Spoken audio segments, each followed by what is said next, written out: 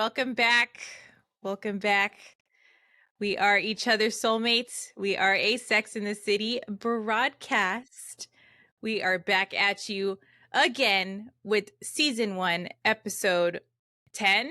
Are we on 10 now? Yeah, we My hit double goodness. digits, dude.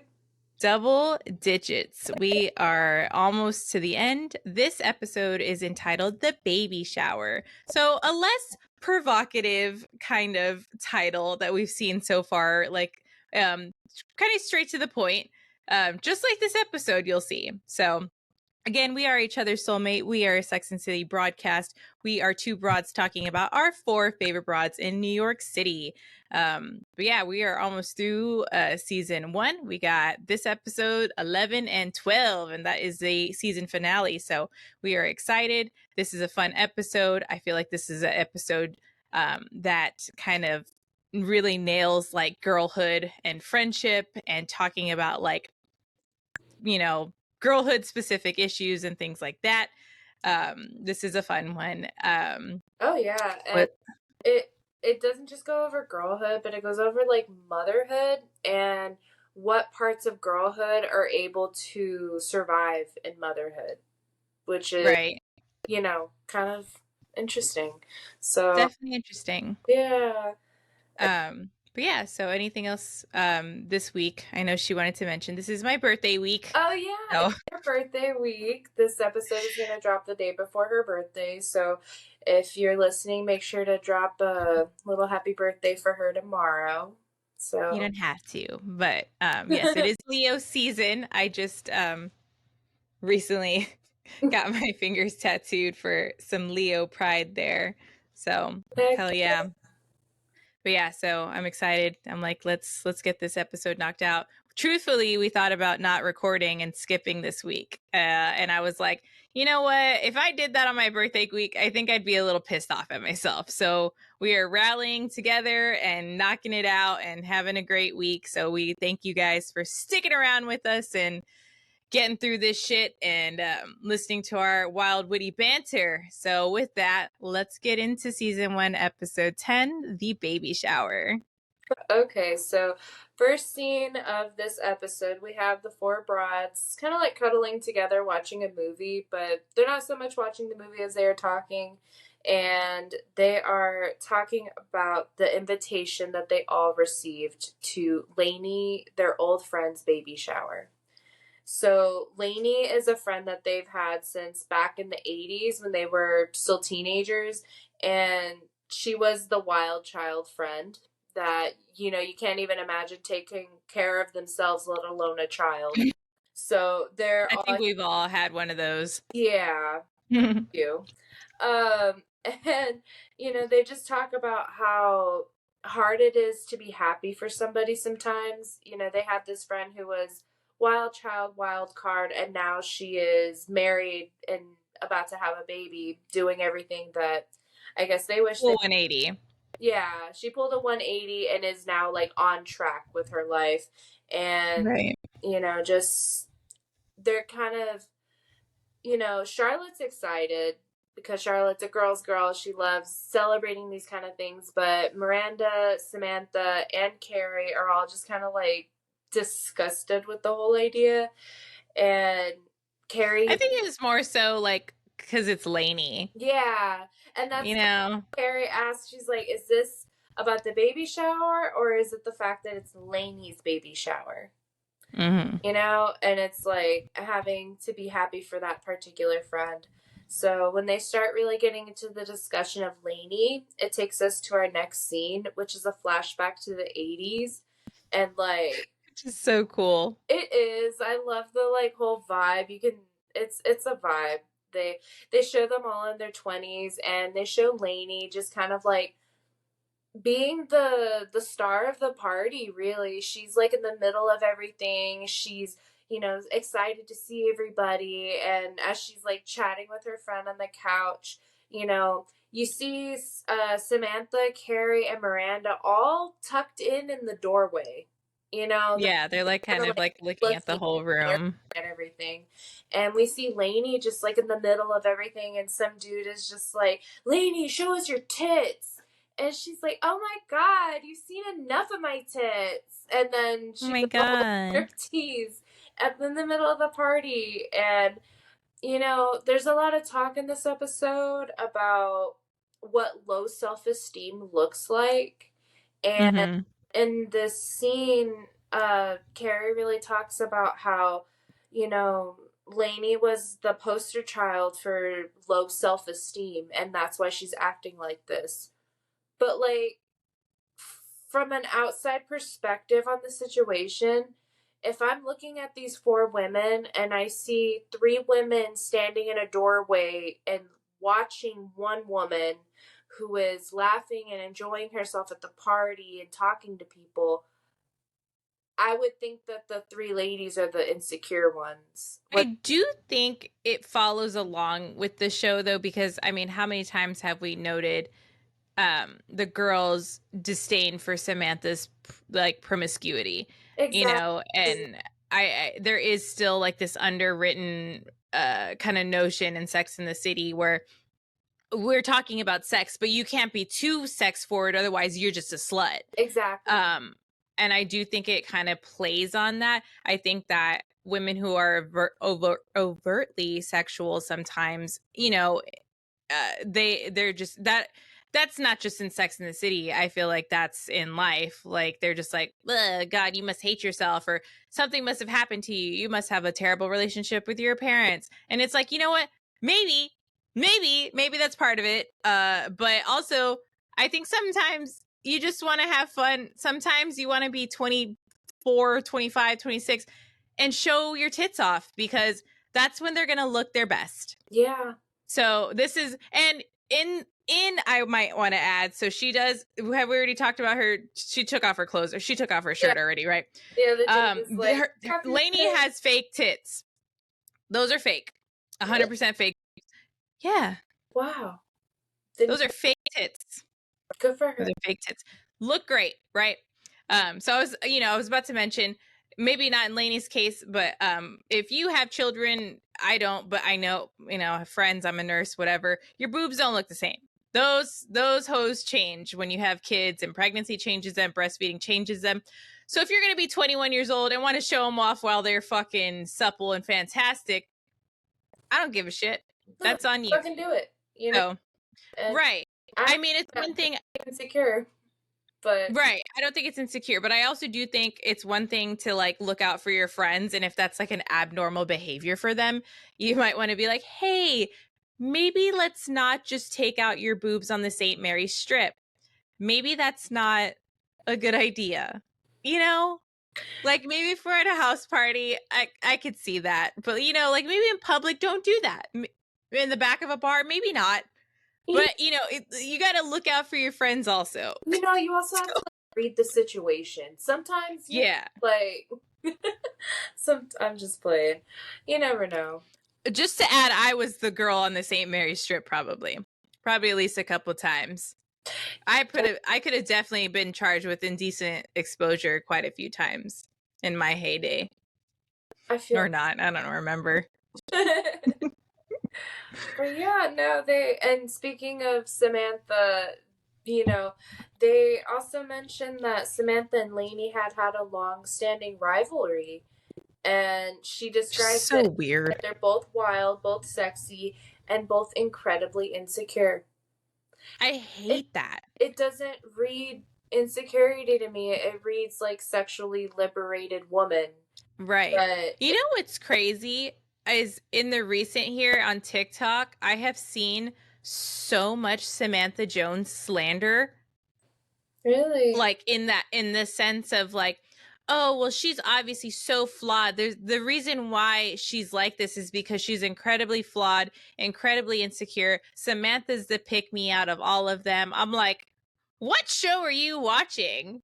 you know because yeah, she's definitely the most forward out of them. Sometimes she does seek validation through these like experiences, which is normal, but it's never to the point of like pick me. It's like normally she hones in on a guy and is like, I want that one, and then like it either goes south or it doesn't.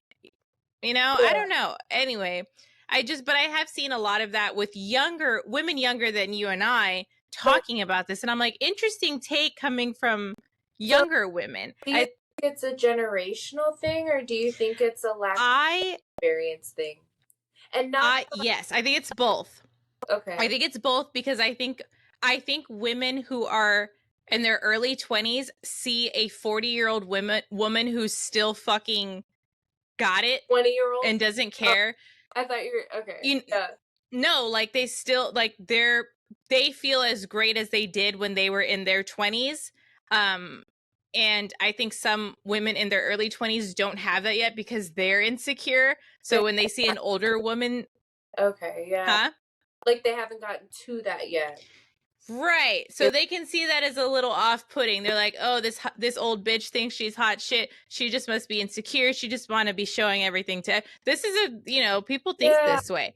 No. But I saw that a lot. I saw that a lot on TikTok. I saw a lot of Samantha Jones slander, which I am not used to.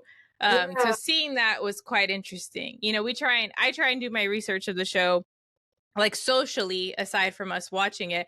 I'm like, how do people receive the show, especially now?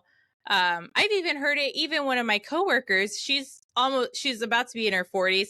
She's like, I remember when the show came out, she's like, I started watching it, I didn't like it because of Samantha. She's like, that was too much for me. It was just off-putting. And I was like, interesting. Never really heard of that before. I'm like, Carrie's kind of the insufferable one, but sure. I guess it's different kinds of people and the different characters relate to. Yeah, so just very interesting. I personally don't see Samantha as like some insecure pick-me woman or whatever, but if you're listening and you do, can you tell us why? Like yeah, I'm actually curious. From your perspective, like what is your point of view on that? Because I just didn't get that personally. But I think I also just think some people don't like seeing women in that light. I think, and that it makes them uncomfortable, and not in the sense of that you're wrong. It just makes you uncomfortable. A lot of people still feel like sex shouldn't be talked about so explicitly and so casually, and I think that's part of it also. So I think that's an interesting tightrope that the show tends to walk a little bit, like trying to keep that balance. It's definitely interesting to maintain satisfaction between the people who think that someone like Samantha is too much, or the people who think she's great. So back to the broads watching the movie, but mostly just talking. Charlotte tries to convince everybody that they should all go to the baby shower for Lainey. But wait, before that, I forgot the last little blurb. Oh, what's that? When she says, so they mentioned, they're like, Lainey stopped her wildlife, got married the rich man, moved to Connecticut. And then and Carrie's take on that, she's like, we were all so shocked because she thought she was going to move on. Rather than moving on, she was going to have sex with Sid Vicious and then heroin eventually. And I love that line because I'm like, God damn, Carrie is pretty. It's pretty intense. Pretty gnarly, dude. Yeah, I mean, those are like extremisms right there, but Sid Vicious and heroin. Damn. Oof. I'm like, she showed her tits at a party. Like, well, okay. Relax. If like in that scene too, I remember they talked about how at that time, I forgot what the job title was, but basically she went on tour and she said it was like sex with an expense account. So she was just like a fucking groupie. Yeah, and they said every time she came home, she came back with a gynecological condition that no one had ever heard of. So I guess her scenario, having like worked with the rock stars and stuff, that really wasn't a fart. That's true. That's fair. But yeah, no, I love Lainey personally. I think she has so much personality. But yeah, no, Charlotte's trying to convince everybody, but Miranda and Samantha don't want to go. Miranda compares motherhood to a cult. And, I kind of see where she's coming from. You know, I feel like, and I'm not saying every woman who's had a baby, but I will say that I have encountered some women in my life who, once they had a baby, felt as though that experience meant that they knew more than me now, that they suddenly were above me in some way, as far I could as, see that. you know, I don't know, Yeah, because accomplishment. there's this like sense of obviously responsibility of like taking care of a human's life. So Yeah, I can see where that sense of like, oh hey, I do this, so like you know, it's hard too because obviously like we don't know that, but I truly have seen this like my friends turn into mothers and like they turn into fucking superheroes. It's insane. it really Like is. that And something just switches. I want to add real quick. At no point do I want to diminish the immense Right. responsibility that comes with motherhood and the drastic shift in your life that does happen. What I am questioning is the level of, like, what am I looking for? Like authority that you kind of feel like you have over somebody else, or like you feel like your life is Yeah. important than theirs. Like the things that you do are I can important. Yeah, I could see that. Like a lot of, you know, the whole like, oh, well my kid has this and it's like, okay, I still have my life, Yeah, you know, in those kind of things too. I get it. yeah, But I'm also just saying in the offset of like, I do feel like mothers have like superpowers that like get initiated when you have kids. And I'm like, I would love those regardless of having children. But it's insane. Like that like mother, that instinct shit is crazy to it me. And really. I'm like, how does this just turn on? And they're like, I don't know. They're like, I shot out a baby and then all of a sudden I had these fucking superpowers. And I'm just like, that's so sick. Like she'll be like, oh, like he's gonna poop in 5 minutes. And I'm like, how did you know that? And it's fascinating. It's fascinating. Instincts Anyway, are cool. it's fucking bizarre. They Moms really, are crazy, dog. really are. Like honestly, Crazy hats off in the to best all way. of them. Yeah. All of My other best friend just had a baby, and that is my lovely little godson. And let me tell you, that woman was already vicious in the best way possible, and she had that baby, and I am terrified to anyone that crosses her path if they wrong that child because that mama bear instinct goes ham, oh my gosh, goes ham. I love it. I love it. I love it. The whole theme of this episode is motherhood, so Yeah, and it's just, you know, as two people who haven't had children, it's like it's something cool to like comment about as like an outside perspective, because it is like something worthy of awe. It is a huge responsibility. They compare motherhood to the cult, and then they Carrie kind of poses this whole idea of why they should go, which is, she compares it to, if you're driving down the road and you see a sign that says there's a two-headed snake, you pull over. It Lainey, the wild child, crazy bitch, is having a baby. Let's go to the baby shower and see what the fuck is happening with that. Because it's probably just going to be interesting. So they all, a freaking they like compare it to a goddamn sideshow. yeah, Like, carnival. Like, I just, yeah. yeah. And it's just, yeah, I mean, I can see that though. Honestly, like take your craziest friend, smack them in motherhood, and you're like, what the fuck? yeah, really, So there's some substance there. It's just funny hearing it yeah. so blatant. So they all get a car rental and they meet up at the car rental place to pick up the car. And oh, you know what? I skipped something. So Oh yeah. yeah, no, we're gonna take a step back. So back to the four women, they all decide to go to the baby shower. And then when the three women leave, we're left with Carrie alone in her apartment, and she is going through her calendar. And as she's going through the dates and is going to mark the baby shower into her calendar, she realizes that her period is late. So at this Oops. point, she realizes her period is 4 days late, which, It's pretty substantial if you're a yeah, regular girly. yeah. Um, personally, I have never been regular in my life. And Neither have I. yeah, so like 4 days isn't insane for me, but it is still like worthy of like an eyebrow raise, like, Yeah, are we good? for sure.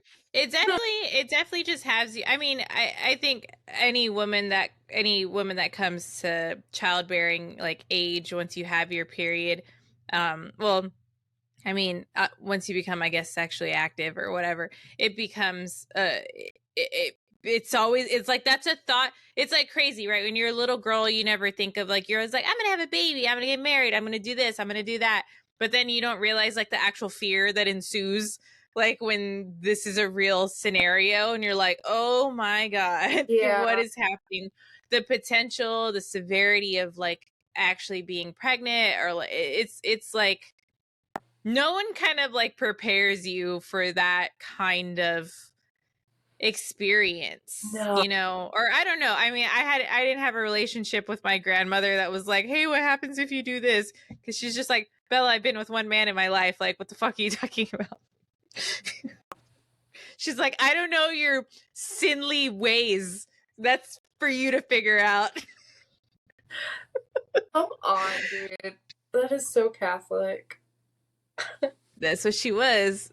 Yeah, I get it. I was also raised by Catholics. I feel the guilt as well. Always. I've There's a lot of guilt growing up with stuff like that, like guilt and shame when it came to sex. And like, been as a woman. not the, yeah, and like it wasn't like the worst. It's funny, like when I think I turned like 19 and then it went out the window. They were all like, "Oh, haha, Bella, like do whatever you want." I'm like, "What?" Cuz like 2 years ago you guys were freaking making me feel like I was a fucking harlot, but I was like, I was with one guy. My god. Like, just wait till I turn 25. Oh, I'm, I'm actually kind of glad she wasn't around for that. Grandma, no. She probably looked down at me and was like, Mm-hmm. "Bitch, I did not raise you to be like that." Sorry, Grandma. Cheers, Grandma. Cheers, Grandma. Oh, They yeah. Okay, so back to where we get the car. yeah, so when they pick up the car to go to the baby shower, because mind you, they're in New York City, Manhattan, New York City, and the baby shower is in Connecticut, which, Connecticut. you know, in Texas, that's kind of, it would be crazy to drive to another state, but in New York City, it's just a little day drive. It's probably just a few hours.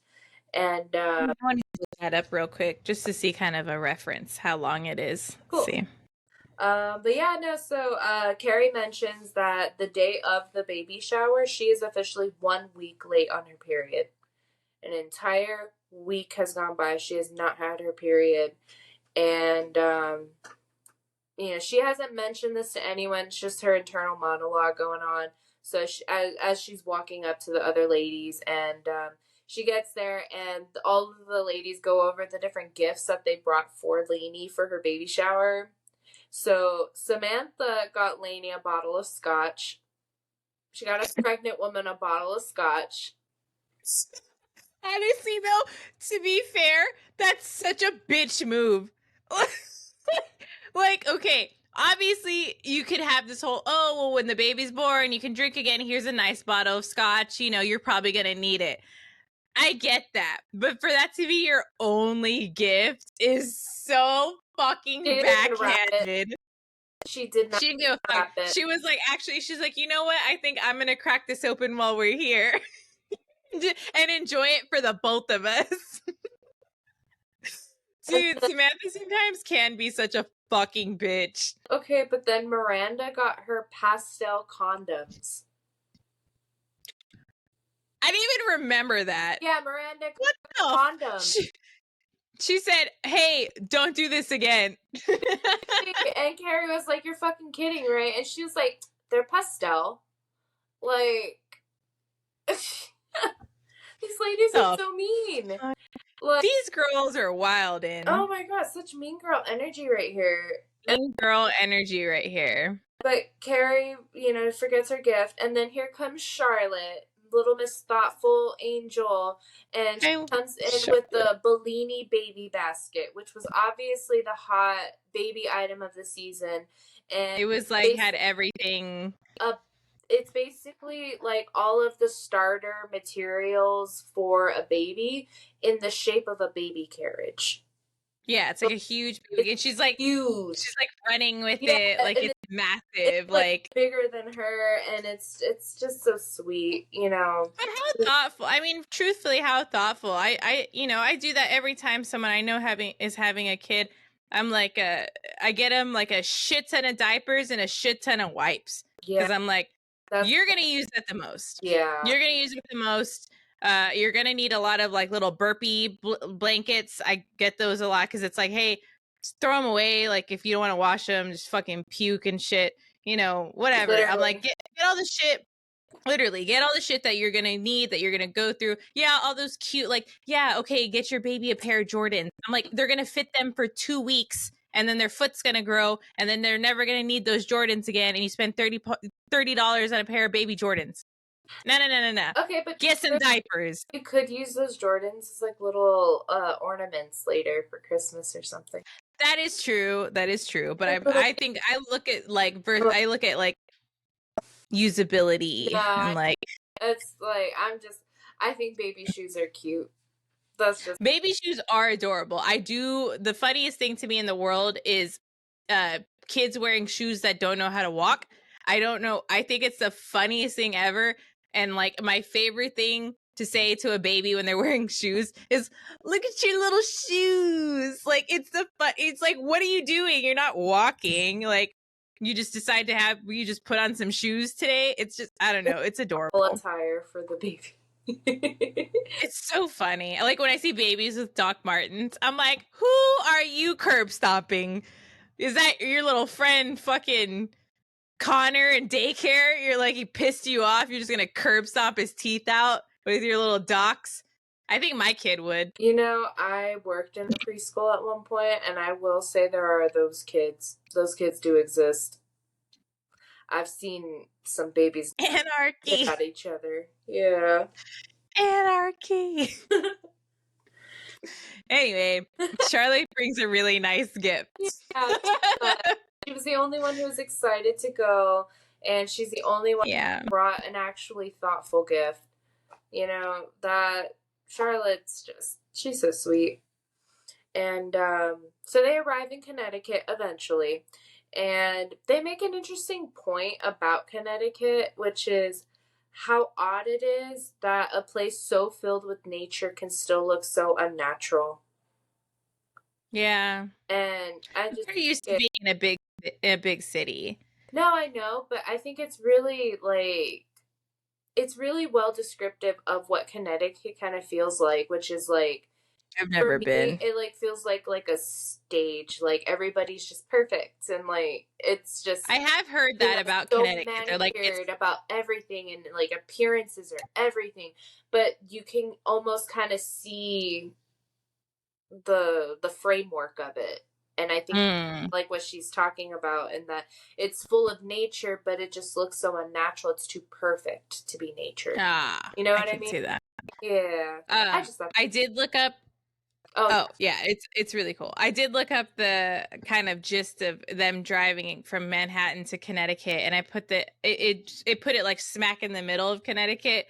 Even if you go smack in the middle of Connecticut from Manhattan to Connecticut, it's 2 hours, which in Texas time is nothing. Here in Texas, a 2-hour drive is like, we can do that in a day and come back.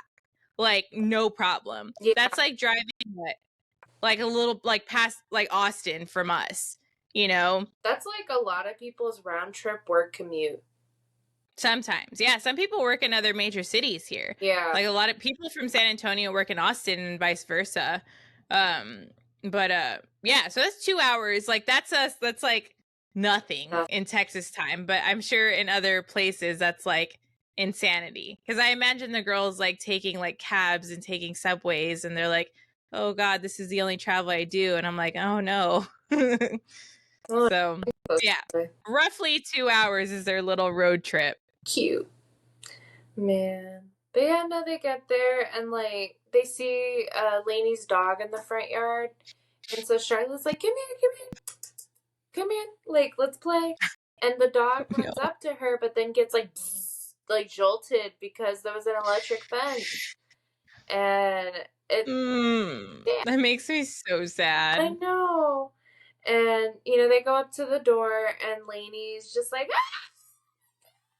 You know, She just like the the girl scream. yelling. And she's just like, oh my God, everybody's here. And she's like, they're like, you're so big. And she's like, I can eat anything I want. Are you jealous? And just, you know, soaking it up. And you'll notice like Lainey starts introducing the ladies, the four broads, to her friends, and everybody's like polite but really standoffish.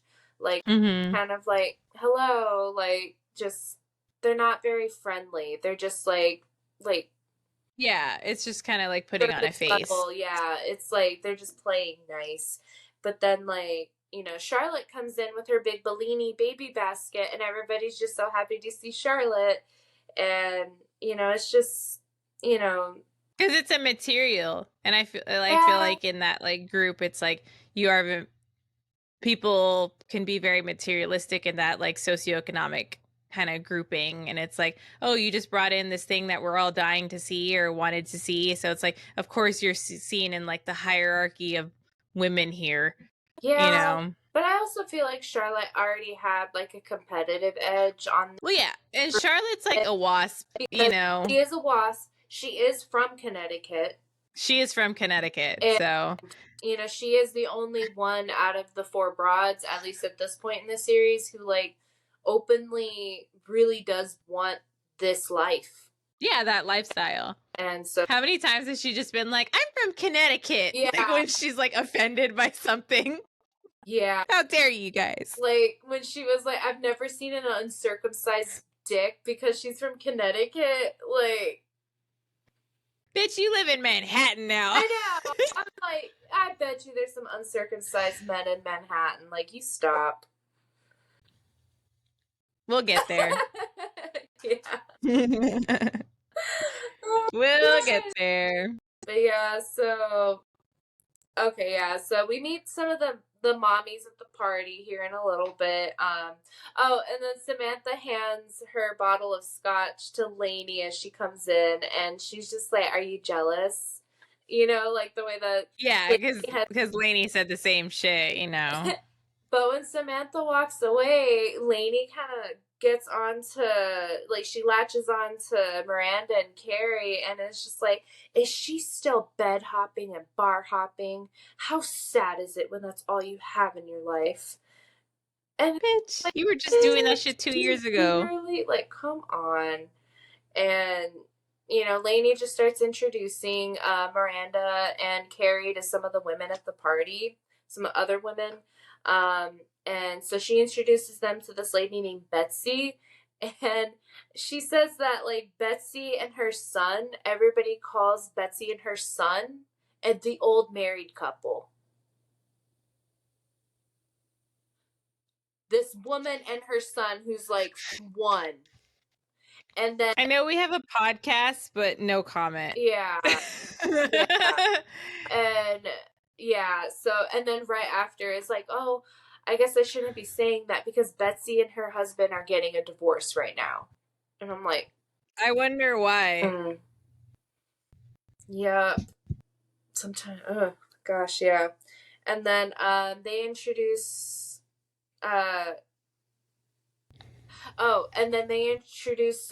Blaney introduces them to another woman, and she just starts going off about her kid Andy, and she's like, my kid Andy is the greatest. I tell him he's a god every day. And Miranda's just here like, in 30 years, what is the likelihood, do you think, that some woman is going to be able to make Andy happy? Not No. a flying buck. No, he's going to be those... There's nothing wrong with having a great relationship with your mother or having a great relationship with your parents, but there is a definite trope of men who see their mother as like end all be all. And there's nothing wrong with loving your mother and respecting your mother and being there for your mother, but sometimes men put their mother before their wives in a nasty setting sometimes, and that seems to be an increased idea going around. It's Also, some women who they develop this like relationship with their son where it just like crosses these like it's called emotional incest. yeah, It's a real thing. they get angry at the idea of their son even dating another woman. Yeah, I mean, if we want to get into it, like, this is a very real thing. It's very, I think it's still very controversial. People don't like the term emotional incest, but it's a very real thing. And I have personally experienced it quite a few times in grown men, and not just grown men, but also like seeing women grow up and with their like their little baby kids or like their teenagers, and like they say these weird things like, oh, you could, oh, I can't even, like, you're, no girl's gonna ever be fine for you, and this, I'm like, what? Your son's 4 years old. Why are we talking about this? Your son is 4 years old. Why are we talking about who he's gonna date in 20 years? Like, can he just be a 4-year-old? Why are you so scared about losing him? He's 4 years old. Also, He, why is that considered losing him? Isn't the goal for him to fall in love and get married one day? not in their eyes. Yeah. Not in their eyes. Yeah.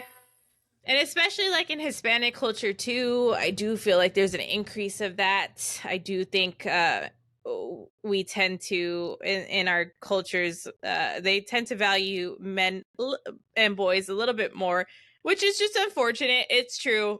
We can't deny that. Men are always seen as like the primo pick with having kids. They're like, oh, we wanted a boy. Oh, but we got you. And I'm like, oh, well, thanks. Sorry. I didn't ask to be born. That is so I didn't ask to be born. I sometimes I wish I was a boy too. Not in that sense. I'm not one in the sense of like, my life could have been probably a lot easier. yeah. Yeah. I Who knows? definitely. Me as a boy, interesting. Oh, I just beat my dad. The look of pure terror. We don't need another one of my dads. Not in the bad sense, but like those, that's too chaotic for words. a little bit. Anyway. Back on emotional incest though. But no, it's a real thing. It's a real thing. I think it's fucking crazy. It happens quite often. It's now more so not popularized, but just made more aware, I think, because of social media and people talking about these things. And it happens a lot. I see it in the mother-in-law stories, like on TikTok, and they're like, this is what the experience I've had Oh yeah. dealing with my Like mother-in-law. when they like try to run in and like ruin big moments like at the wedding or at the baby gender reveal thing and stuff. Even so, I want to go on your honeymoon with you. You're Oh, kidding me. no. There's so, like, if you go on like a TikTok deep dive of like mother-in-law stories and stuff, Videos it's like honeymoon shit. Like, yes. oh my Like, I'm going with you on your honeymoon. Yeah, no, Lord, everyone has crazy stories. Like, oh I don't put it Lord. past, like Yeah, people are capable of anything. So that's very true. I I know, it's wild. I love TikTok. TikTok has brought to light a lot of issues that probably would Yeah. have never been talked about for years and years and years, but TikTok, and that's why they probably tried to ban it because it's too good at sharing information. It's too quick. It's too good. We get everyone's ins and outs, which I love. Ins and outs and outs and ins. Yeah. But yeah, okay, so we're at the party. Oh yeah. Yeah. After the party, right? No, at the party still. So we're At the party. Okay. and we're opening presents, and you can like just see this huge divide between the experience that Charlotte's having there and the rest of the ladies, you actually don't really see Samantha for most of it. She's just kind of like in a corner somewhere, I guess. Out drinking in the kitchen. Yeah, probably hitting up that scotch that she brought.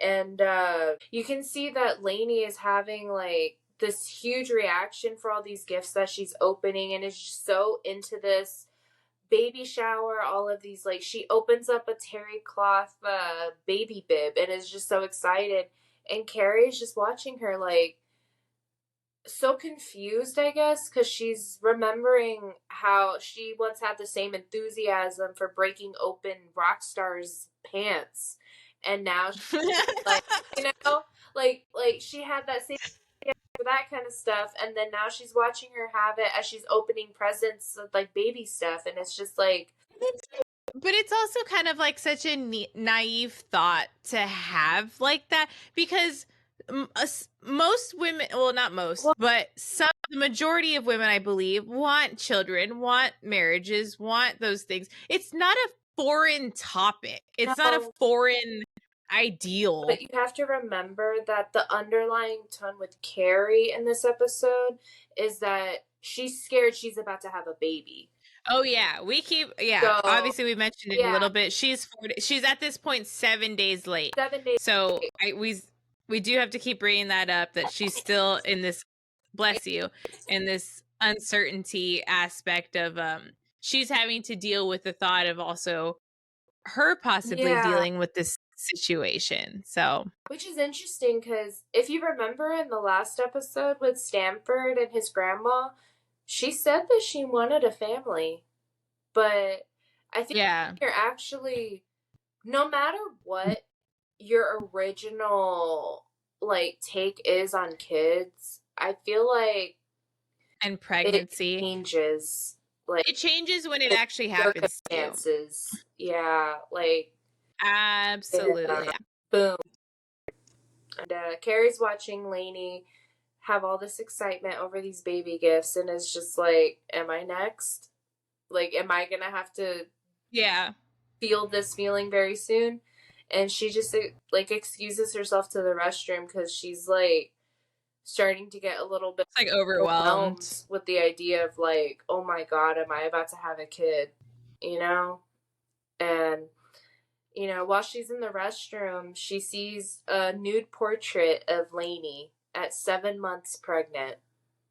Which I love. I hope that one day when I'm pregnant that I'm that confident. I think that'd be super sick to have a portrait. Take some sick ass maternity pictures. Yeah, I don't know if I'd put it in my restroom, but I would like to think I would. Yeah, why not? And she just kind of wonders to herself how much of the old Lainey was carried into her new life, which I think is a really, really, really good question. Like, how much of a woman can survive into motherhood? You know? How much can you hold on to yourself? I was just talking about this, actually. Stage of life. In the sense, huh? Oh, I was just completing my thought. Oh, yeah, I was just talking about this, like literally like 2 hours ago, because the reason why I got the tattoo I just got for my grandma, it's her initials, it's her maiden name initials. And I was explaining to my grandpa, like, I was like, I don't want you to see this as disrespectful. I'm not trying to discredit your marriage. What I did was semi-immortalize the woman she was before she was a mother, before she was a wife, before she was a grandmother. Regardless of that, she was the woman who she was. And she came to be these amazing roles in our lives. But I don't think we acknowledged her, or, you know, just anyone. We when you get in that role of mom, grandma, like, you get lost in that role. At the end of the day, she was still her. And like, I think that happens a lot with women. And I like what we're kind of talking about now. It's like, what happens? Like, what do you do? Where does that like thing, where does that personality go? Does it change? Does it go away? Does it get muddled? Does it, like, what happens, you know? And like, obviously mothers love their children. They're like, this is the best thing ever. I would have had it any other way. And it's the most beautiful thing. And I love that. But you still have to acknowledge that who you are at your core value is who you are, and we love and appreciate the woman or person you are before you had your kids and while you have your children. I think it's just amazing to hone in on that and be like, I'm still a person, I'm still me, but I have this lovely family, I have these wonderful children, I am a mother now, I am this now. But yeah, I was just talking about that. That's the whole reason why I got this tattoo, is because I was like, you gotta honor this woman for who she was, even before she had all these amazing big responsibilities, you know. Yeah. And that core sense of self, and regardless of women too, men also. I mean, men become fathers, become grandfathers. You know, like, just be who you are. Like, at your core person, if you be who you are, your family feels that. And I think that's an important thing, is always staying true to yourself and instilling that in the rest of your offspring. So, yeah, Yeah, yeah. And I feel like when you're able to stay true to yourself like that, you maintain like a certain level of happiness without having to lose absolutely. everything. And being being able to maintain that level of happiness and being able to provide that better version of yourself to your family is Hmm. cool too.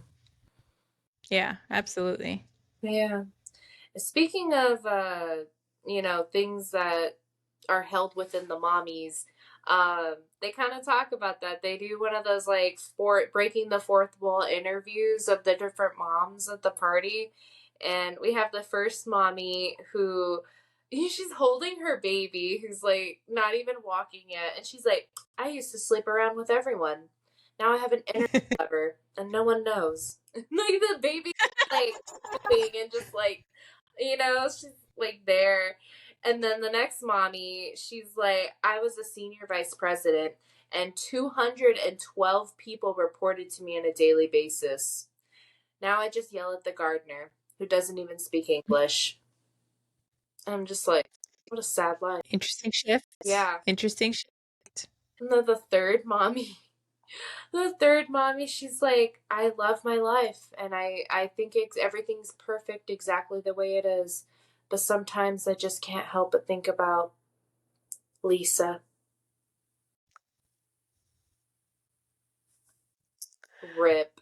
Well, I hope her and Lisa ended up getting together. I mean, too. And Justice for her and Lisa. And then the last mommy, she says that someone after her kids go to sleep, she grabs her Walkman and she goes up to her kids' treehouse. She lights up a joint and then she listens to Peter Frampton. that's self-care. That That's self-care. That's not being a bad mom. That's self-care. no, At that that's point. survival too. Like, That's survival. Yeah, because everyone normalizes the whole wine mom trope. They're like, "Oh, wine mom, wine mom." I'm like, you mean being sometimes that's like that's borderline alcoholism. Like, yeah, I get it, but my goodness. But no, I mean, it's sad, but it's also funny, this whole kind of like interview style, because what we just mentioned, like, I do think some women lose who they are, their person, not their, their things that they enjoyed before they had children, and they just put it to the side. And I'm not saying that that's the wrong thing. I'm not saying that putting your children first is wrong, but you do have to love yourself still. You do have to do the things that make you happy. Because then you lose all sense of self, and that's not good for anyone. Because why would you want your children to go through that one day? Never. You'd never want your children to feel that way, you know? So you have to be an example for them. I'm not trying to say how to be a parent. I'm not one, but I'm just saying this is just a sense of self thing, yeah, regardless of who you are. You got to stay true to yourself, and your children. I mean, I'm not a mother, but I am a child, and I think when your parents true to yourself, it helps you see the world differently. It helps you value your sense of self a lot more, and I think that should be more instilled. I, But yeah. And then we do see this comparison of also a woman losing her job to become a mother. And that's a very common thing that happens. You know, the mother stays home to take care of the kids. There's nothing wrong with that. There's nothing wrong with fathers staying home to take care of their children either. But you do see, and it tends to be more of a thing for mothers, and they lose their career, not lose, but, you know, they decide to end their career to raise their family. And regardless if that's what you really wanted, right? Because you're, you know, some people are like, I want a family so bad. Like, I have this career, but I do want a family. It's a sacrifice. It's a sacrifice to lose something you worked really hard for, um, to do something else you worked really hard for. And that's, and it's hard. That's a grieving process in itself. I consider that, I do think of that often. I have a career. I love my career. I love working. I love what I do. But I'm like, if I do ever have kids, like, what, how is that going to change? What is that going to be like? You know, it's something you consider when you're a woman who has a career. You know, Yeah, it's crazy. that is crazy. Yeah.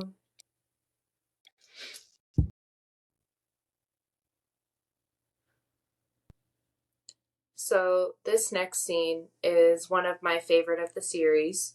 One of the most iconic scenes. It is the end of the party, and people are kind of coming in and out. Like they're like leaving a little bit, and some people are lingering. And we have Charlotte on the couch chatting with Lainey and Lainey's friend, and you know Lainey starts to pick up some of the trash that's on the table, and Charlotte's like, "No, like stop! It's your baby shower. You're not gonna clean up after yourself." Yeah. And Charlotte's friend, I'm sorry, Lainey's friend is like, "Yeah, because whenever little Todd or little Shayla comes in, you're never gonna stop cleaning." And Charlotte's like, "Did you say Shayla?" And they're just like kind of confused, but Charlotte's like, "That's my name." And they're like, "I thought your name was Charlotte." She's like, "No, that's not my name. That's my name. That's my secret baby name that I made up when I was 11." She's like, "Don't tell me you don't remember," because she's very clear that when they were younger, like, you know, because they knew each other back in the 80s, that she had told them that that was the name that she made up for her future kid. Like, Mm-hmm. Shayla is a name though. Like, I've known other Shaylas, but Yeah. I guess to Charlotte, she made up the name or something, and No, it's that she called dibs on it in her friend group. oh, okay, because I thought she was saying she made it up, but I must have missed No, she's like, that's the name. Like, I wanted to name my kids. And you do that. You talk with your girlfriends. You're like, these are the names. You don't use them. Yeah, You know? and Lainey is kind of doing this like evil smile of like, I Mm-hmm. know what I did, She but I'm not gonna admit it. And she's just like, "Oh, my husband must have heard it somewhere." And bullshit. Charlotte's, Rarely do men name their kids cool names. My dad's the exception. yeah, I'm just kidding. Dads have done some really, really cool names, but um yeah, this guy doesn't seem like no. he'd think of something as cool as Shayla. And so Charlotte just puts her foot down. She's like, "That's not the point." And this is when Samantha walks in, and And she says no my favorite line. at all. At all. No context. Samantha just goes, "What's going on?" And Charlotte says, "She stole my baby name." And Samantha comes in with the You bitch. no context, no nothing. All she, And then she says, "Come on, let's, let's we're go." leaving. And then she brings her into her arm and she takes her away. Exactly. That is the expectation for friendship. You know, I don't give a Absolutely. shit like what the fuck happened. This person upset you. We're leaving. Like done. Like I don't need to. And this is why I will never, like, no one can ever debate me that Samantha Jones is not a Leo. Yeah. Her hair's always done. She has a sense of regalness to her, and her loyalty is unfucking matched. That woman is a Leo, if not a sun. It is definitely in her big three, but Samantha Jones is a Leo coming from one. Anyway, but no, this is what friendship is. This is what best friendship is. This is what girlhood is. You stand up for your bitches when they're get done wrong.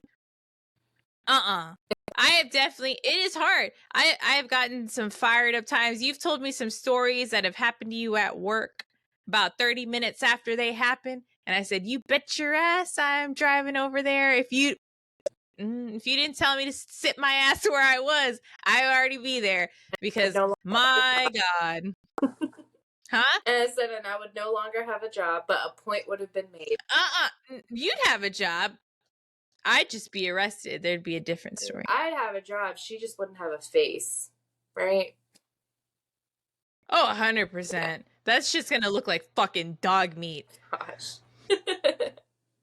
Talk about curb stomping and Doc Martens. Let me fucking tell you. Bitch. See, I can't talk about this. Friends for life. We're over here just talking about fucking baby names. Man. You know what's funny though? I do love this, as I just mentioned my best friend and my godson. She didn't, like, I don't know, we never really disclosed this, but she did take it. Like, I did consider this as a baby name for my child. I'm not going to name the name, of course, but like, it's something I would have thought to name my son. And but it's also so fucking cool that I have a godson that's named that. So I'm all like, a win's a win. Yeah. You know? Yeah. Very, very cool. There. Very, very cool. Yeah, so I'm very happy. It is funny because I wasn't mad. I was like, well, I don't even think we ever really talked about it. But then it was like, how fucking sick. Like, let's have this as a great name. So, but yeah. But shortly after, I did make a little list of names just in case anyone were to bring it up.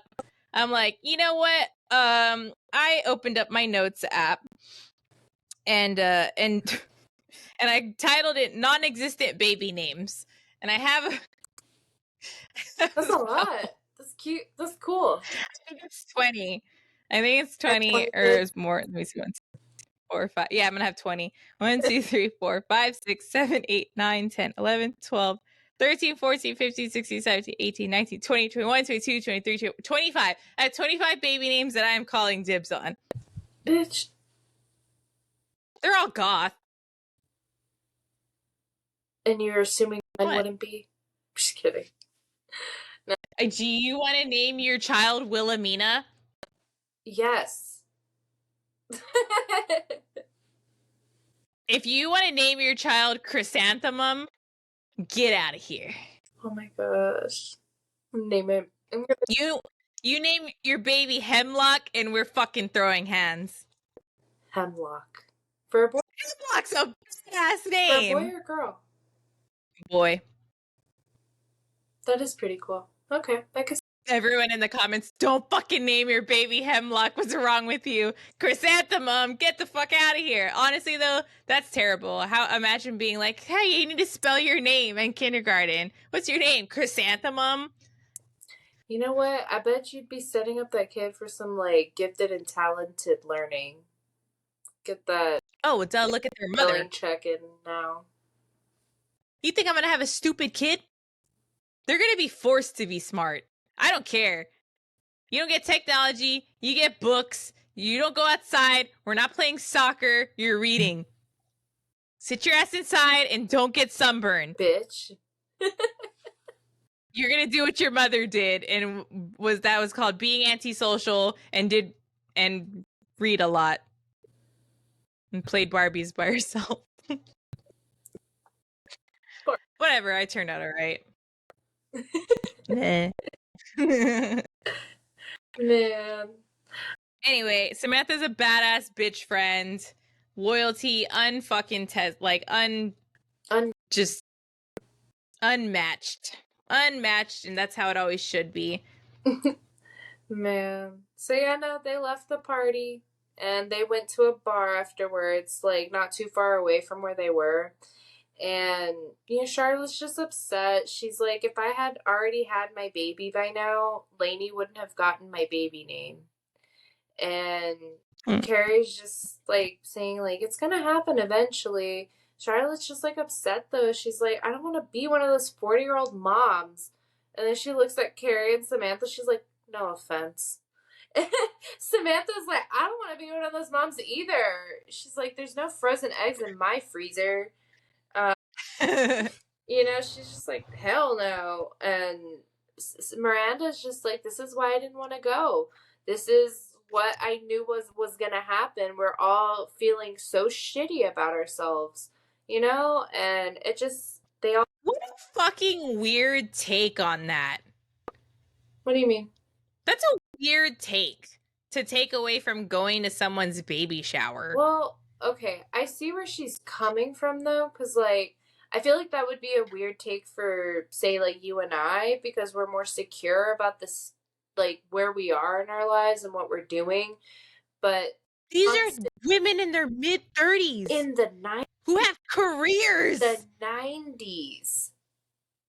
It was more so like this like thing that they just needed to get the boyfriend, they needed to get the relationship, they wanted to get married and have the babies. Like that was what these women like actively were trying to do, but successful in. I mean, I struggle with that thought a lot actually. I'm like, oh look, I'm almost 30 and I don't have this, but I would never like go to a baby shower and be like, oh god, I just feel terrible about myself, like it wasn't me. I'm like, I'm happy someone's having their baby. Like, the fuck? Because that's your Charlotte coming out, like that's that part of you that's like just like genuinely happy with people. I'm like, what? I get to take care of a baby and then give it back.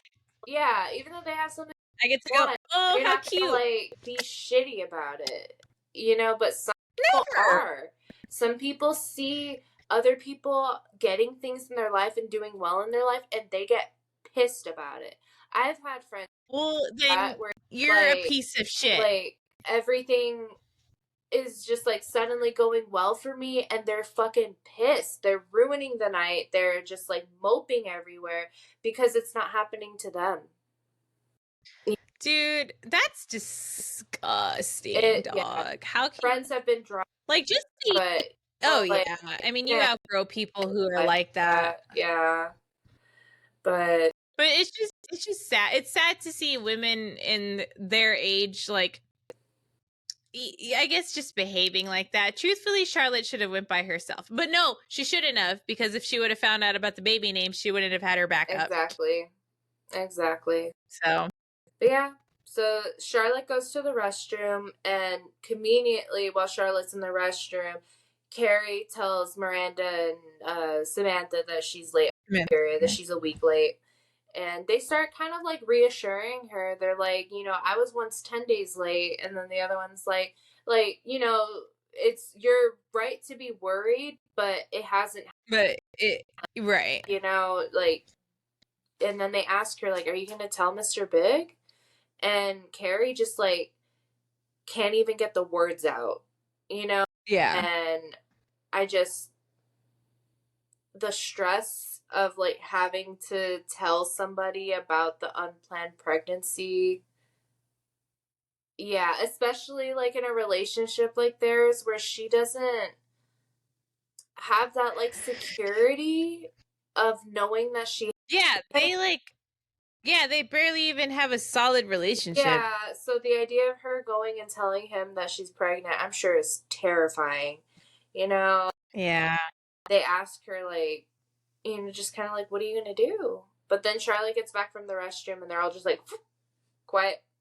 They don't tell Charlotte. Yeah. Because it's always a dodgy subject with children, and they always try and shield Charlotte because they understand how important like marriage and children are to her. And they do have this weird, you'll see it throughout the series, there is this guilt aspect. If it even touches any of the girls, they're like, oh god, this is gonna kill Charlotte. Yeah. Yeah. And then that night at Charlotte's apartment, she has this like box, and it's her wish box.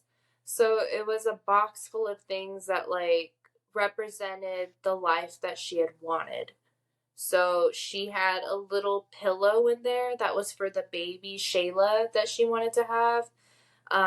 She had photos of the homes that she dreamt of having, like a cottage in what was a cottage or some beach house in the Hamptons, and a Mhm. town Yep. city.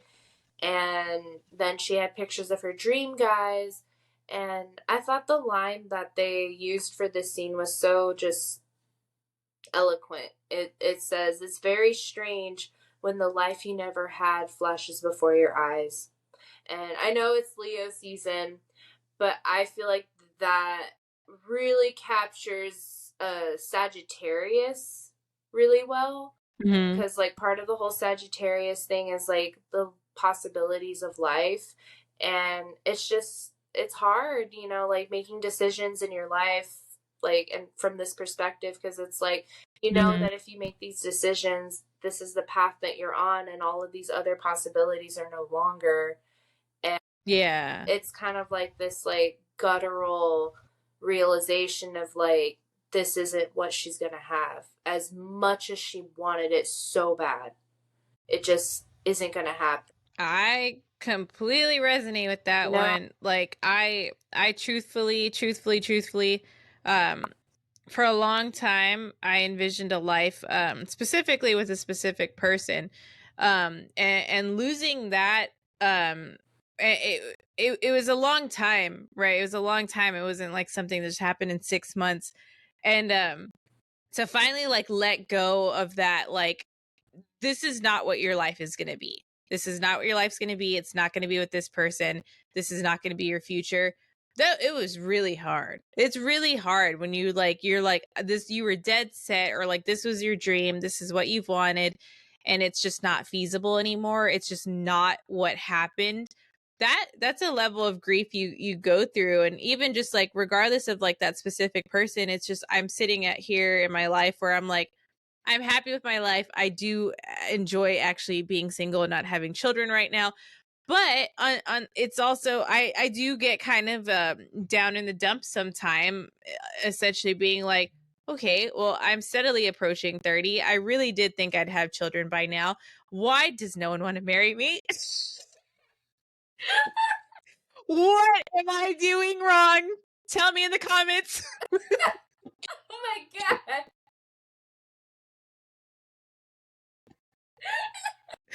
I want you to put down I'm gonna be the first in put there. one quality I want everyone to put one quality of mine that is should be changed. I'm just kidding. I'm just kidding. But no, like you lose, you kind of just you you grieve the life that you thought you were going to have. I was going to say I don't have a box, but I definitely have a Pinterest board of what my I wanted in my life. I had a Pinterest board for a wedding that I so craved that I thought I was gonna have. Like, I do make like vision boards every year and stuff. Sorry. Truthfully enough, though, I just realized what I manifested is coming true this year. Anyway, very cool.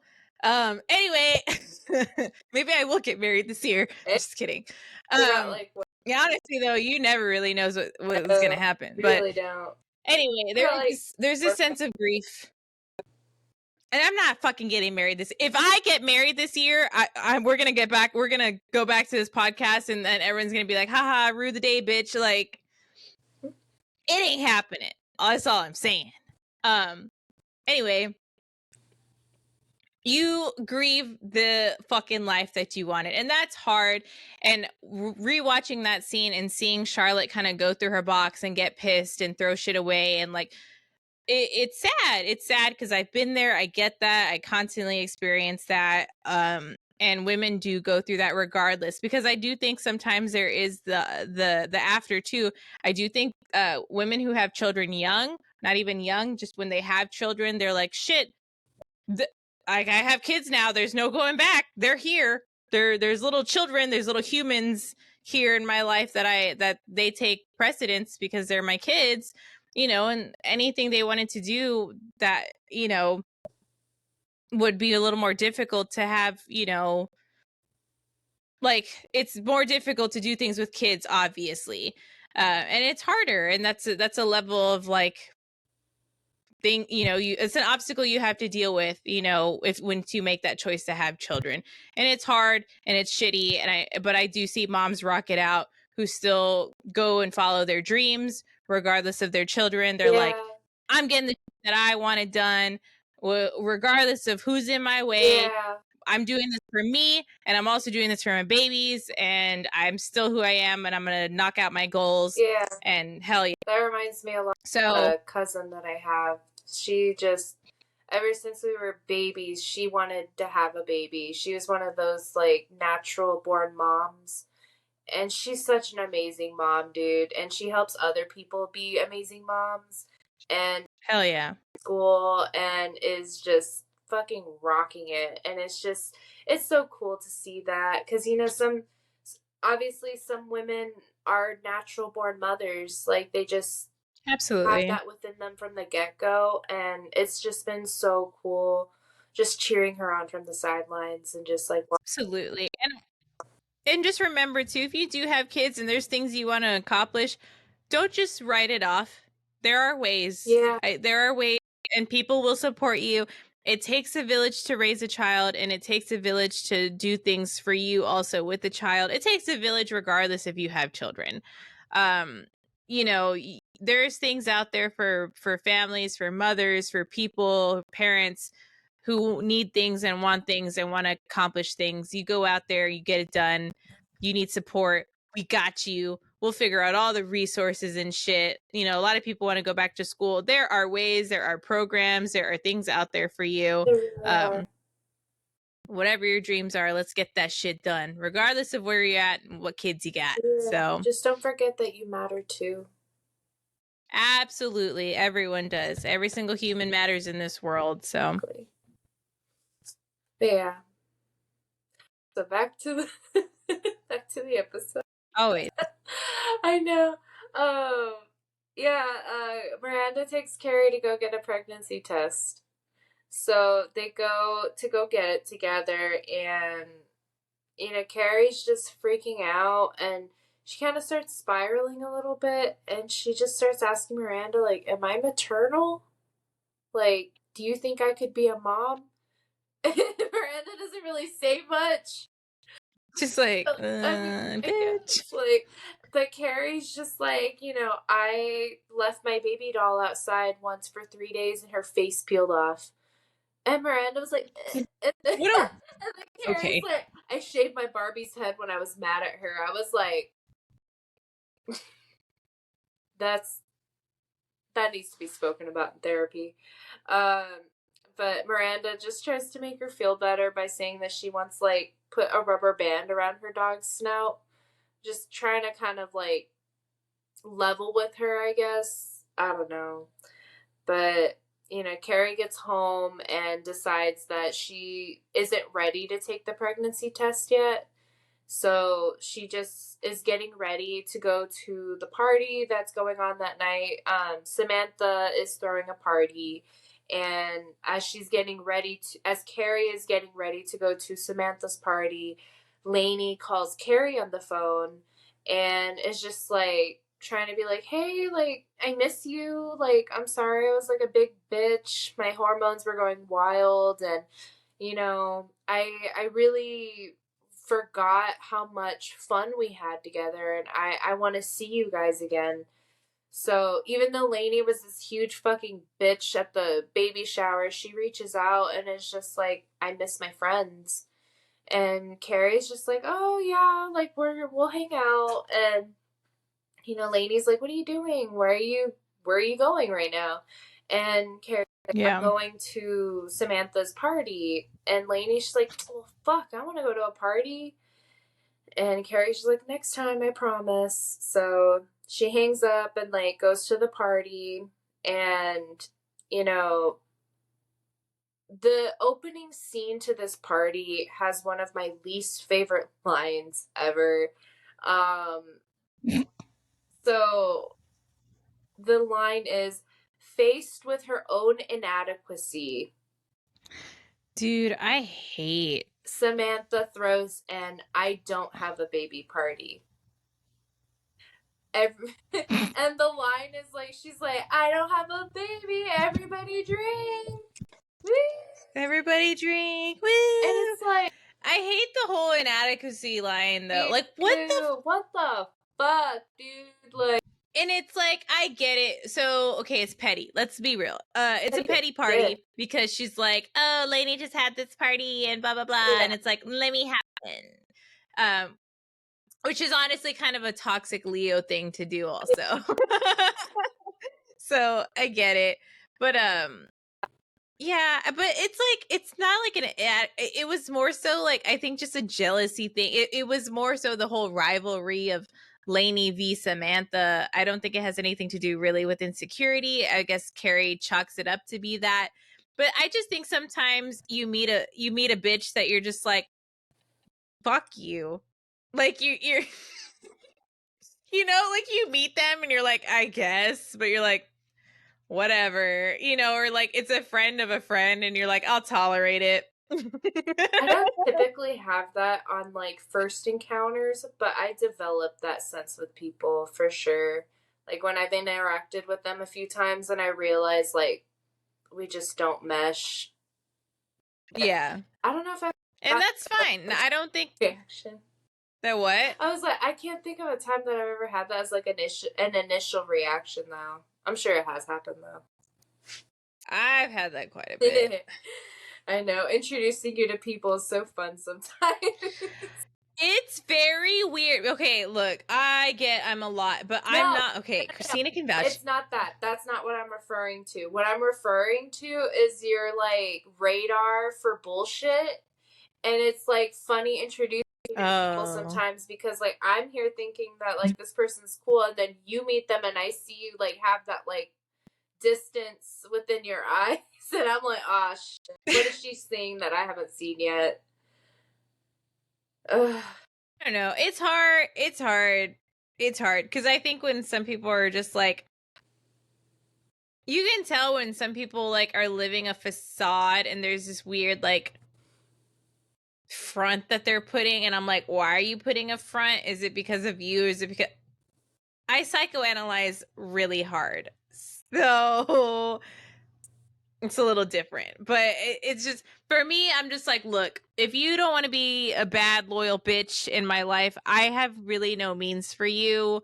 I have acquaintances that I care about.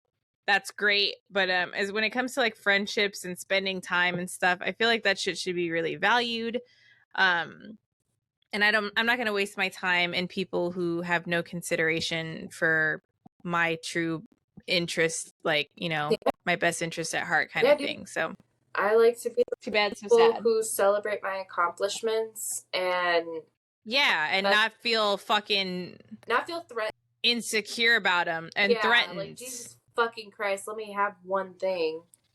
Like, dude, seriously. Anyways, we're not gonna go there. Not tonight. But yeah, no, we're at Samantha's party and it's pretty wild. Miranda is like basically fucking a guy on the couch while they're making she getting it. And then oh my god, like fucking like 5 minutes into the party, Lainey walks in. Like, oh, Lainey. 8 months pregnant, this bitch walks into this house party where everybody's drinking and it's just like the entertainment has arrived. So she's doing her party girl persona that she was able to get away with as like a young mid-20s girl, fucking rock stars and stuff, as a late 20s, early 30s pregnant woman. Like, it just isn't fitting and it's really hard to watch. Like, you know, she just walks in and then Charlotte sees her and it's like, why are you here? Why is she here? Like, immediately, like, fucking pissed. And like, if you know Charlotte in the series, that's like so out of character for her. She like never ever she's so polite and so about like social standards. For her to like be outright like nasty like that, like she fucked up. She fucked up. Yeah. And you know, Lainey is just like, what the fuck is your problem to Charlotte? And Charlotte's like, in a nutshell, you killed my dream. And Lainey hits her back with the, well, at least you're lucky because at least you know what happened to your dream. I have no idea what happened to mine. I feel Lainey though on that line though, because Well, you know what I mean. she, and maybe it's just my interpretation of her, but I feel like she did what she thought she had to do, and she completely lost herself in the process. She wasn't able I get to it. carry herself over because now she has to be this other person that's so different from who she was, and that loss in translation is hard. But she made that She choice did. too. You take a risk. You take a risk when you make those bigger choices.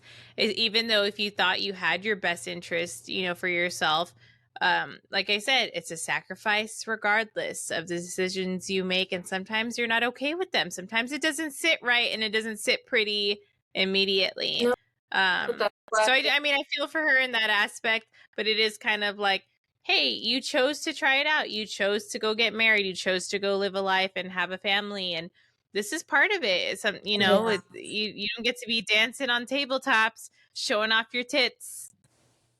I mean, actually, let's get to this next scene. Exactly. So Carrie is completely blocking her, will not let her drink alcohol, even though she's here like, oh, my due date's in a few days, it's not gonna matter.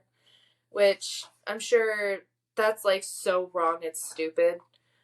So as a nurse, I have heard either or.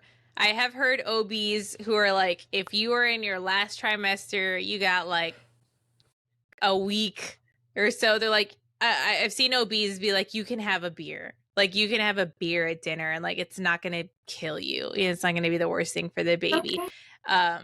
I have seen OBs who are like, don't even think I would about it. call What's wrong with CPS, you? like, No, no, but there are people who are more conservative, no deli meat, no this, no that, which has substance to yeah. it. But I have seen pregnant women drink, as someone who was a server and who was a bartender. I Yeah. actually served someone who was pregnant, and I didn't know she was pregnant until she stood up, and I was like, oh, and like she was like in her third trimester. She was like pushing delivery. And I was like, holy crap.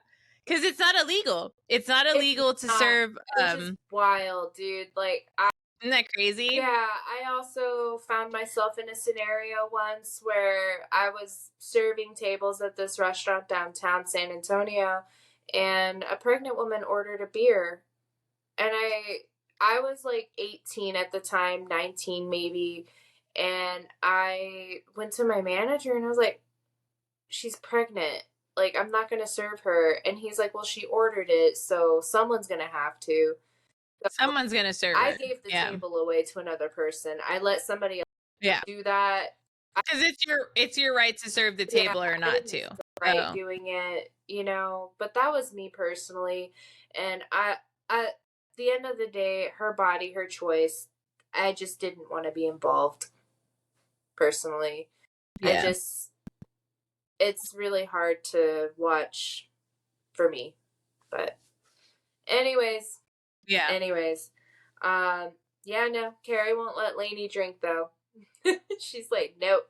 She's even guarding the liquor, and out of frustration, I guess, or boredom, or I guess, or what, Lainey just decides like, hey fuckers, who wants to see my tits? So this like 8.5 months pregnant woman stands up on a table. Mind you, she's at an I don't have a baby party. Like, that's what they went there to drink, is that nobody has a baby. She gets on the table and is like, who wants to see my tits? And this like one creepy dude in the corner is like, I'll take a look, you know? And she's like, see, like he wants to. And Carrie's just like, please, please stop, stop, stop. Like, Yeah. trying and trying, but Lainey won't listen. And you know, she gets up there and she starts fiddling with her shirt and she sees everybody looking at her, and like from the flashback to the 80s to now, it's just so different. It's painful. Like you see these people, It's so uncomfortable. It's so so awkward. uncomfortable. Like, have you ever seen somebody else have so much embarrassment in a situation that you all, it's secondhand embarrassment, like Secondhand wait, embarrassment. wash over you and you just can't even, everybody in the room. No, it's always me.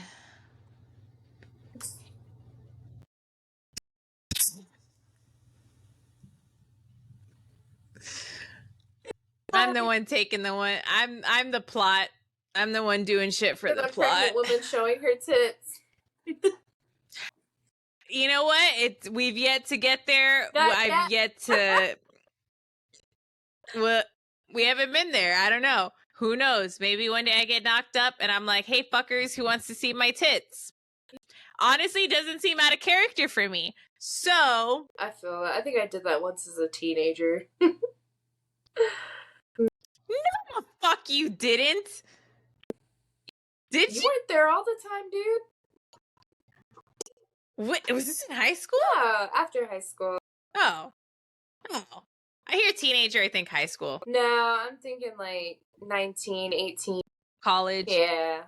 Oh, okay. See, I don't consider that teenager. I always think of that like college age. Like when I hear like teens, I know you're still 18, 19, but I'm like, teens are like high school. Like college age is like 18 on. Like, yeah. 19 is completely different than 17. But yeah, no, it's just so painful to watch Lainey trying to show her tits, and she can't even get her shirt off, which is probably the best. Yeah. Like, it just flopped. Mid, you know, her doing that, she realizes how fucking embarrassing this is. And then Samantha, she's like, this is both sad and the best validation I've ever gotten. Because it's like, she can see she won. That rivalry that they had, she's officially won. Like, I don't think you can really, that, you know? And they just, oh, and then something I caught in this last time watching the episode that I didn't catch before, they compare the situation that Lainey went through with the electric fence that the dog had. Oh, yeah. Yeah, they said that she went right up to the point like the dog did in the yard, and then she got jolted where back. She was, and she got zapped all the way back. And so, you know, look at all these metaphors. Yeah, that's something I'm learning about the show. They do that a lot.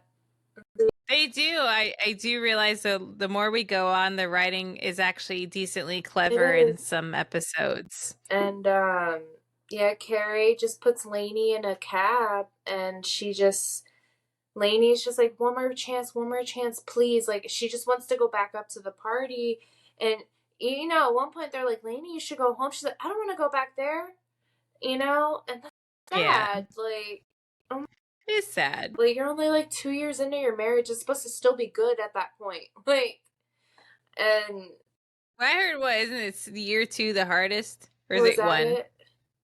I mean, it's with like 1 or 2. But like, my marriage is really happy. So like, I just like 2 years in, it's still really sucks to suck for all of you fuckers. But like, I'm sorry. So I quit rubbing it in. I'm just kidding. I'm kidding. I know.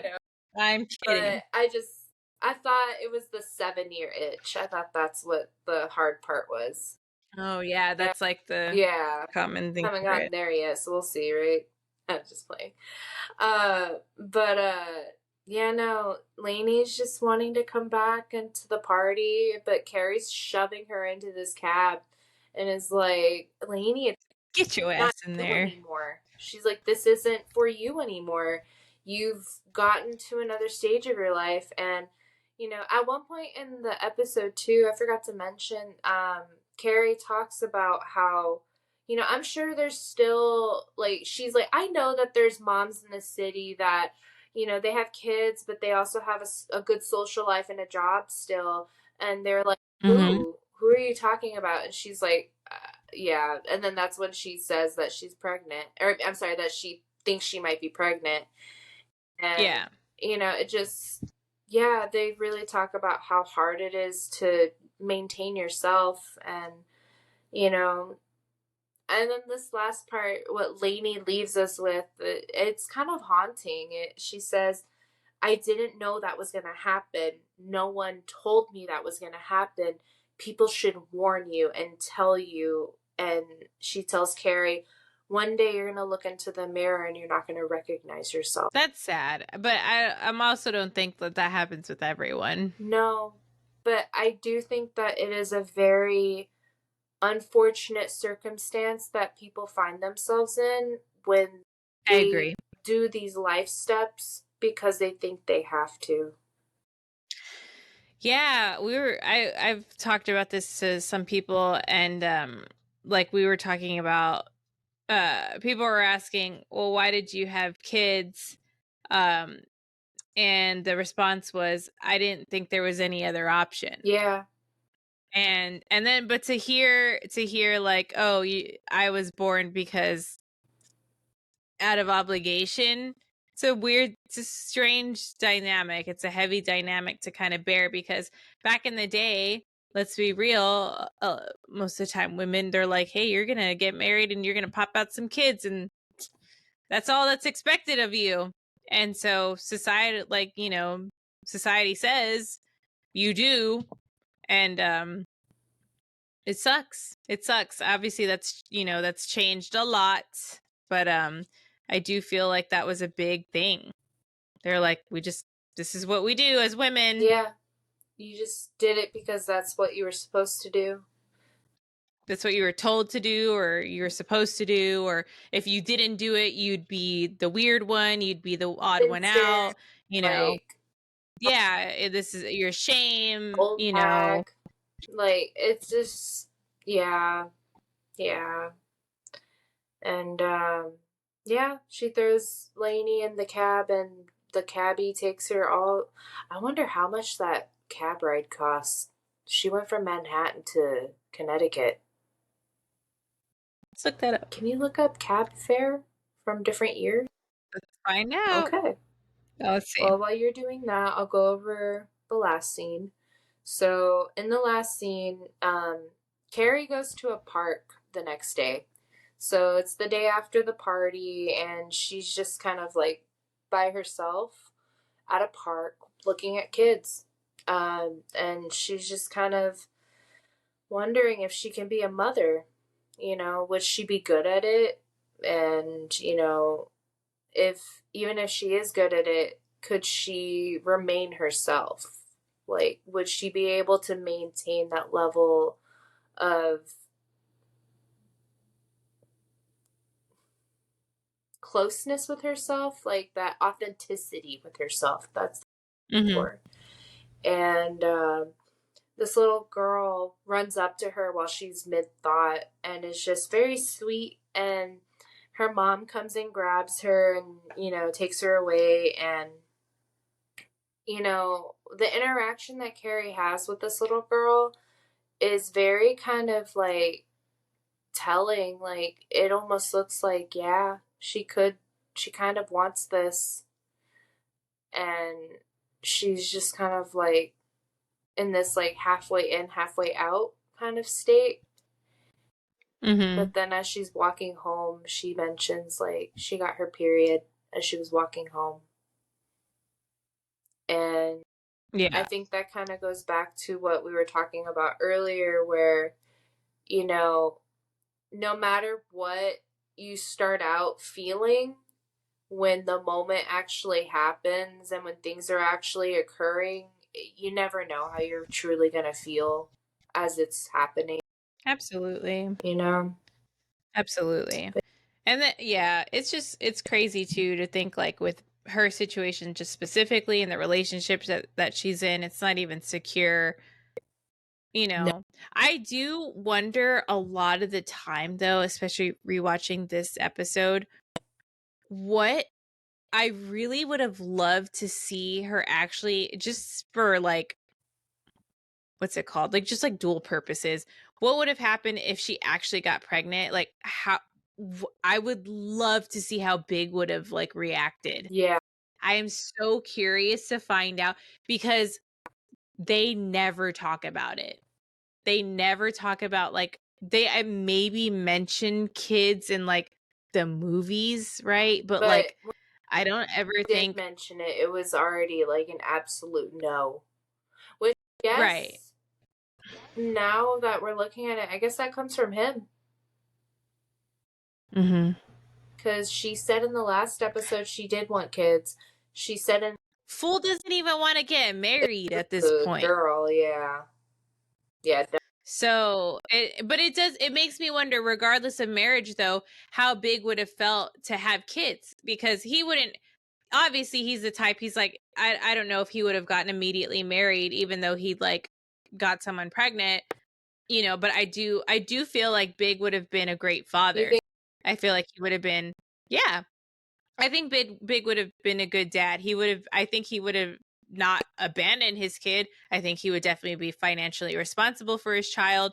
Um, I don't think he would have been a bad father. Um, I was just I don't know. I was always curious to see. Obviously, this is a little bit of a spoiler. They don't have kids. They don't have kids. Carrie doesn't have kids. Big doesn't have kids. So but yeah, I do wonder what that would have been like for sure. I'm just just out of curiosity. yeah. Yeah, I got a different impression from him. I more so felt like he would have been an absent father, and because he kind of has that forever bachelor vibe for me. Like, those men that never feel like they're gonna truly settle Yeah, down, like it I felt like agree. one of I mean, in the sense of that, I can't see him having a kid and just being like later. I don't think he I would can't. abandon the kid, but I also don't think he would have been like father of the year. Like, I feel like Maybe not father of the year. He obviously has a demanding job, but I can definitely see him with his old school values. I could see him being like a decent I could dad. see that. So yeah, because at the end of the day, he wasn't a bad man. He just was with some. He was in a situation that he didn't really want, Yeah. but he also did nothing to just put an end to that shit too. So, Yeah. but yeah, so On- oh, this is the on that note. That's the end, yeah. right? How this is the funniest thing. We were just talking before filming. We're like, wow, this is such a straightforward episode. This is probably going to be the shortest episode we've done. This is the longest episode we've done. Yep. How that Yep. works. Funny how that works.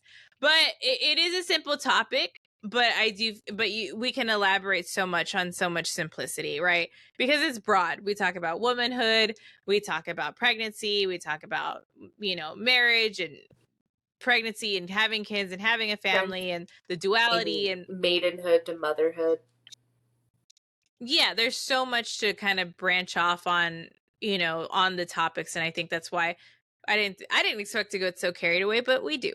It's kind of the part of it, but yeah, the probably the most straightforward episode we've seen in a while, or probably see to this date. Like, yeah, but a lot of great topics, a lot of core values, I guess, and the girls are kind of established in this episode when it comes to children and being a mother and you know yeah, just kind of sets a precedence for the girls and their future, I think, too. So but yeah, interesting episode. A lot of it's a little bit of a heavier subject sometimes, it is delicate when we do talk about children and pregnancy and things like that, but it's just the reality. So but yeah, great episode. Love the loyalty from Samantha. I do love how the girls do stick together a lot in this episode. um I do think it's funny how they're very like not anti Lainey, but like they're like, you're not gonna mess with our friend group, Yeah, they're you know frenemy with Lainey. Yeah, it's definitely a little bit more of a frenemy scenario. But yeah, interesting episode. So yeah, this was season 1, episode 10, The Baby Baby Shower. or So definitely one of the most iconic lines out of the you series, I bitch. believe. You bitch. I feel like we've been there. So we've all kind of had to be a Samantha, or we've all been a Charlotte and had a Samantha, or vice versa. I always got your I back. feel it. I got your back too.